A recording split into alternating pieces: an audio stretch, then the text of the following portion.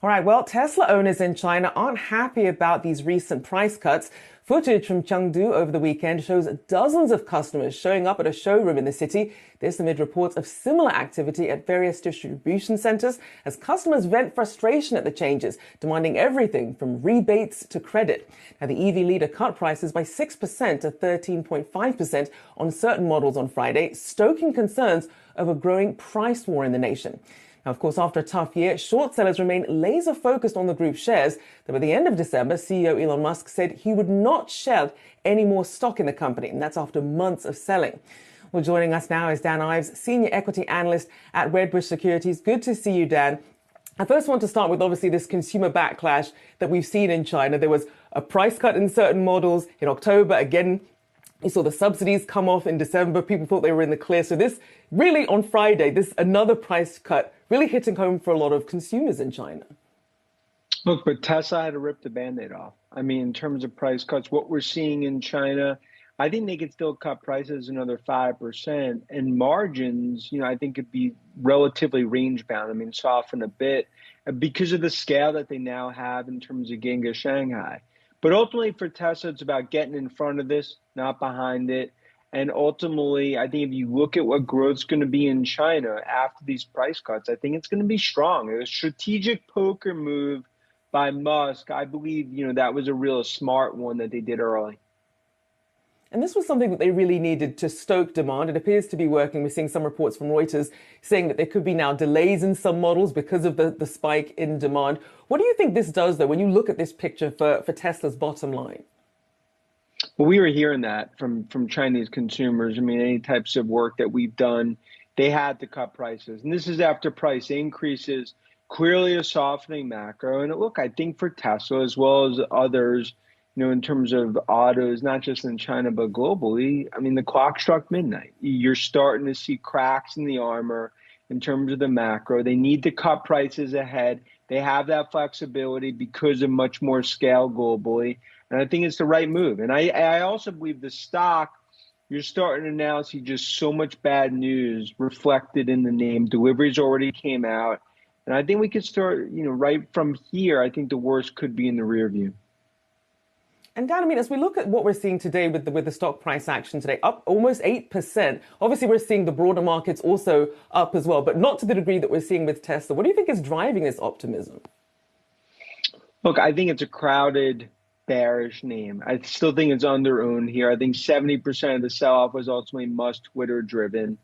And it's still one of the most transformational companies over the next decade. And if you're able to kind of see through this, so what I'll call near-term turbulence, I think this is a very attractive risk reward. And I think that's what's really playing out here is risk assets are way oversold. That goes for the likes of Apple, Microsoft, Tesla across the board. And the bears on this name were wrong for 12 years. They obviously were, very right last year. I think they're going to be wrong this year. I think there's a stock that's going to be closer to 200 than 100.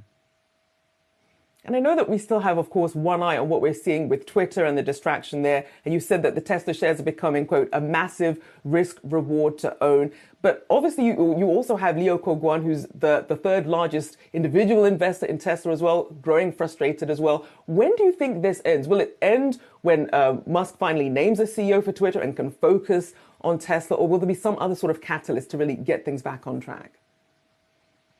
Well, I think there's three specific things that could happen. One, fundamentally, clear the deck on numbers for 2023, said hittable to beatable numbers. Let's call it 35 to 40% delivery growth.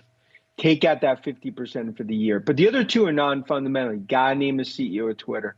I believe over the next few weeks, because that's been part of the brand issues and part of the spider web with Twitter, as I think many shareholders have gotten increasingly more frustrated. And just put an edict out there, not going to sell stock, say it on the conference call. That's really been an issue. I mean, if you look at that personal ATM in terms of using Tesla Pay for Twitter, has been part of the overhang here. Musk started the 5-alarm fire. He's the one that could extinguish it. I believe that happens January 25th when they report. And I want to ask you, there's obviously still an ongoing lawsuit that Musk has asked to be moved out of California because he believes that it's too negative there, that he'll have a better chance in Texas. And this is regarding when he was planning to take Tesla private at $420 a share. How much does this sort of weigh into sort of brand Tesla and really the trust that comes with the company? Look, I wouldn't expect any candlelight dinners between Musk and California officials. And there's no level loss. And clearly, that's why more and more of Tesla is really going to be coming out of Austin and Texas in terms of production. Of course, you'll have Cybertruck. I think over time, a lot more brain trust goes from California to Texas. But look, this is obviously a darker chapter. That we're starting to continue to see some of these issues perk up. But I think for Musk and Tesla, it's about looking forward, and it's around no more brand deterioration. And I think now, if you look at EVs, we're still in the second, third inning of this all playing out after what's been a disaster year for Tesla over the last year with that Twitter overhang. And you mentioned the Cybertruck. So as we sort of throw this forward, what are the expectations there? I mean, who is this actually targeted to? Well, I mean, even if you look across the board from F-150 to Rivian to what we see from GM and others, I mean, this is really the year of the pickup truck, or I'd say on the consumer trucking side for 2023 with EVs. Cybertruck's important because not just in terms of what reservations look like, but just to have another product out there that they can monetize. That's a huge opportunity they can go after.